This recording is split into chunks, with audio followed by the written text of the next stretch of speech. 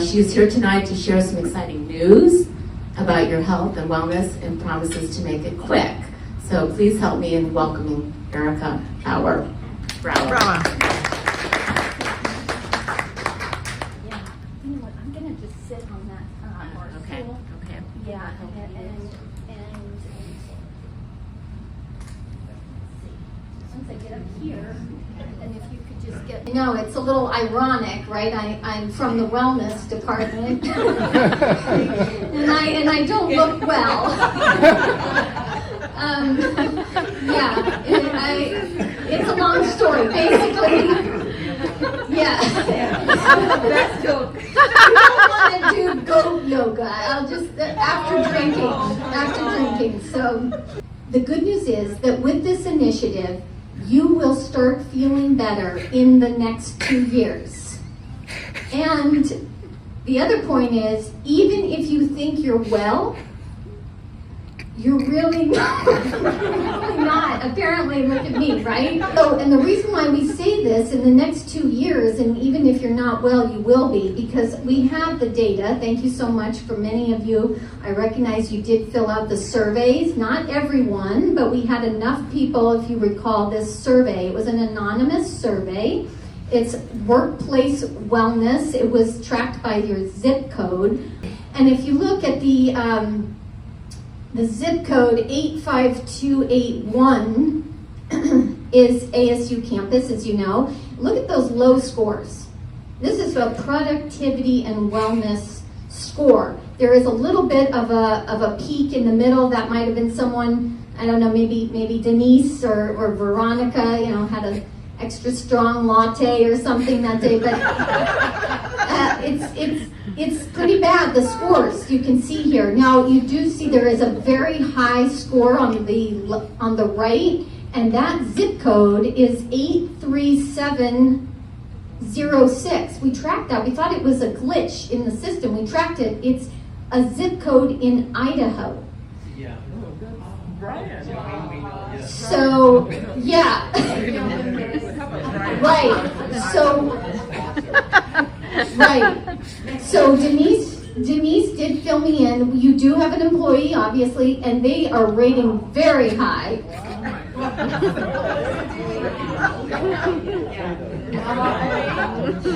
So that's the concern. If you think about it, the person that's the happiest or the wellest or the most productive is not coming in to work with you. Right? There's a problem there. Yeah, there's a big problem there. So we are, as Denise said, we are endorsed by Michael Crow. And here he says the Behavioral Health Initiative 2024 will be a groundbreaking transformation of wellness and productivity, in which each faculty member on campus will be on a path to developing a greater sense of team building, vulnerable sharing, and connection. We are certain that all ETS employees will start to feel better in the next 2 years. Now, here's what you might be thinking. What would probably make me feel better, right, is an increase in pay. Yeah, how many of you feel like that would help? An increase in pay. We have a lot of people, yes. I'm going to tell you right now, the data shows none of that will make you well or happy, because money is never a motivator. Any department, that's the truth. Here's what motivates and makes you well. You guessed it. Connection. Vulnerability. So what does this look like to you?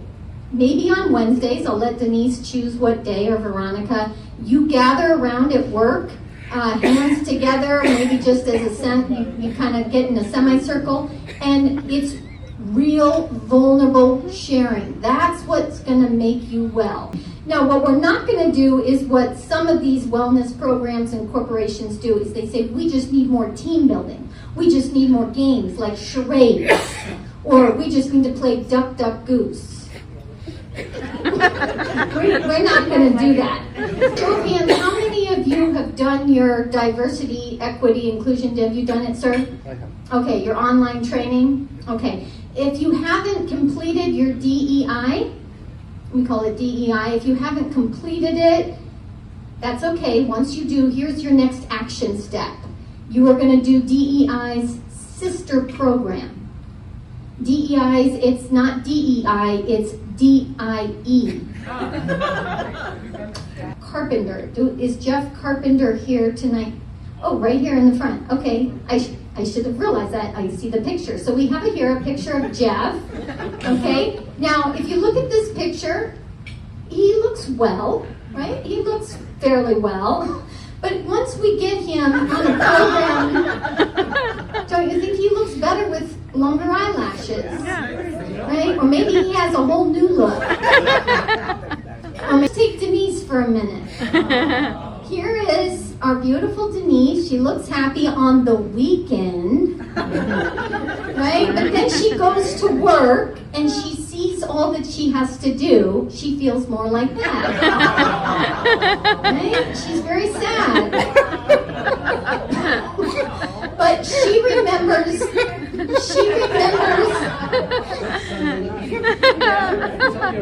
What was that? What was that? I said, see what they do to me? Yeah, see what they do to you? But Denise remembers to die, or excuse me, the die program, and she remembers to delegate. So once you delegate that work, maybe you give it to Veronica, she looks like this. So much happier. And then, of course, Denise, after you've delegated, you now need to imitate the bad behavior of the person that's throwing a fit. So she might look something like this. Right?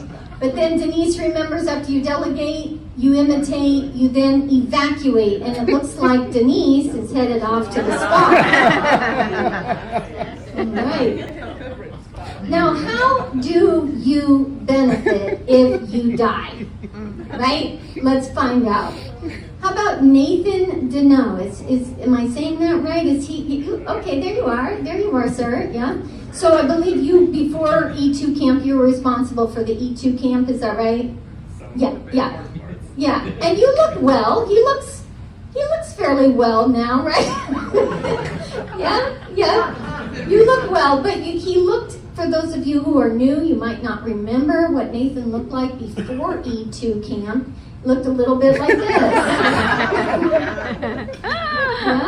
Or maybe not that young, maybe more kind of like, I kind of like that look. In fact, I am available, so. How about our beloved Veronica? Now, she has really embraced the DIE program, and she's already evacuated and